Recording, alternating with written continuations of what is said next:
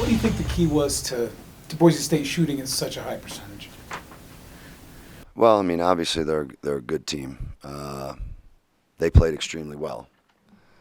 Like I told our guys, after the game, I mean, I'll take the blame for defensively, sort of over the last 3-4 games. We got to come up with something to sort of get back to the way we were playing defensively earlier in the year. The last 3-4 games, whether it's Boise State, San Diego State, UNLV, I mean, they're 11 for 19, 10 for 18, 5 for 10, 17 assists, 18 assists. We're obviously the presence, of a team defense, a collective aspect of our team looking at them and the other team seeing, geez, these guys are ready to go. Like the first possession of the game, 10 came down, I think, and came down the court, and Shaver's their best three-point shooter.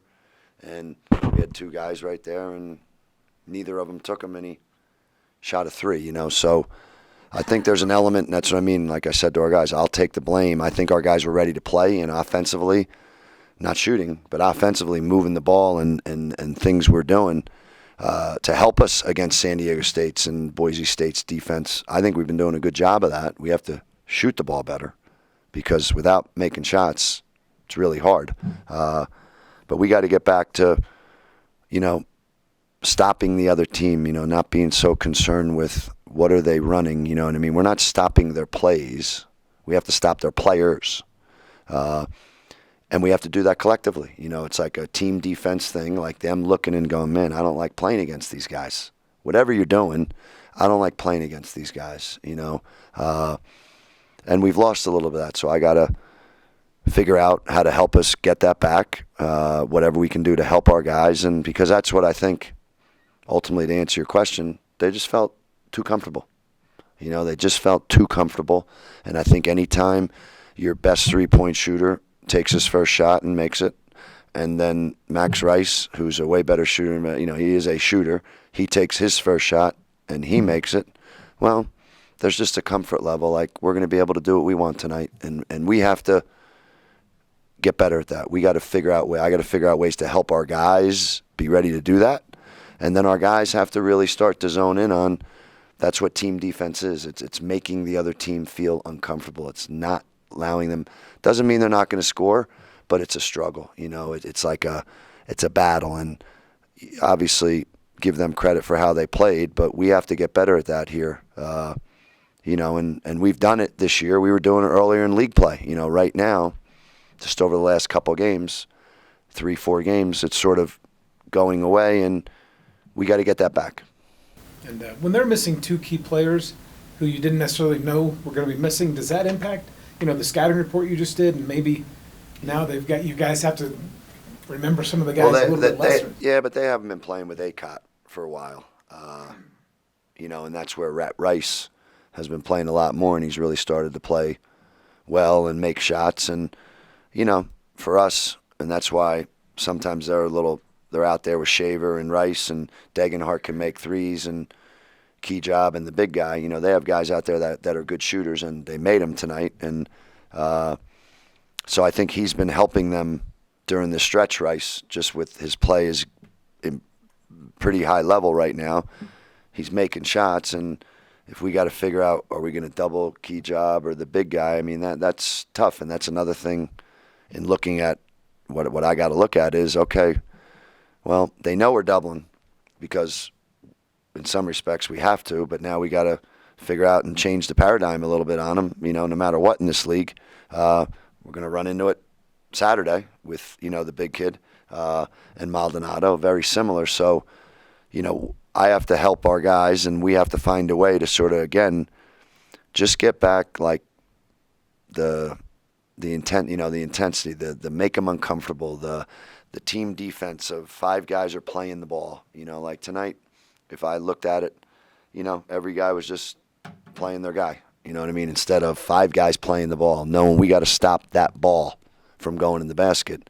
And it has nothing to do with like your individual guy, because the more you do that, the more you individually guard your guy, because your 4 teammates are helping you. And, it's all just, but we got to get back to that, and like I said, maybe we've been spending too much time offensively to make sure we're going to be able to score against these guys. But that hasn't been the issue, in my opinion, even though I am going to continue to know that if you shoot 25% from three over your 5-game stretch, boy, oh boy, that's going to put a lot of pressure on your defense. And definitely for us, we have to be a good shooting team. We got to take care of the ball, and we got to be a good shooting team.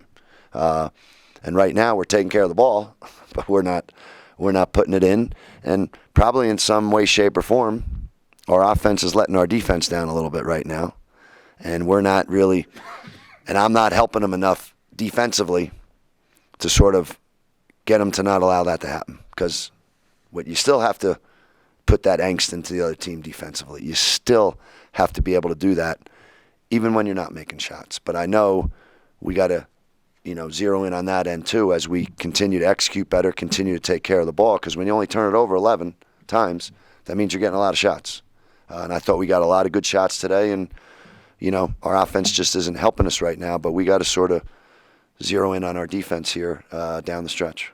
Okay. Is Ethan still feeling, lingering effects of the ankle? Probably. I mean, I know it was a bad sprain. He's obviously played. I think part of it is, we're in February. I don't think there's any that teams are geared. Key Job's starting the game on Ethan Taylor.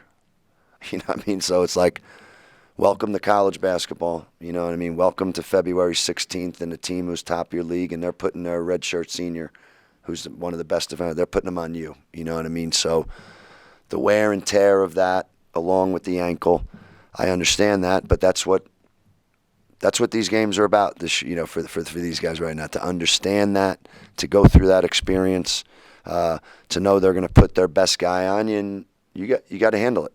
You got to handle it. Now, obviously, it's always great to be 100% physically, to be able to handle it. But he's doing fine. Again, there are elements of Ethan where, I know that if we collectively really improve our defense, then you'll see Ethan's, defensive habits that are pretty good. They'll show up more. But when we're out there not putting angst into them, when we're playing almost too much individual defense, well then, you're not going to see the strengths of Ethan as much. And again, if we're banging some shots, then I think that takes some pressure off of him, and not him having to bang them, but just the team takes pressure off him, and then, you might not be sitting there looking at saying his ankle, but I think it's all related, and obviously being 100% would be helpful. But I don't know, this time of year, there's a lot of guys. I don't know if that many guys are 100%. And that's just another learned thing of, okay, got to push through it, and he will, and I got to help him, and we got to help him, so that his instincts and the things that he does bring, that they're showing up as much as they possibly can.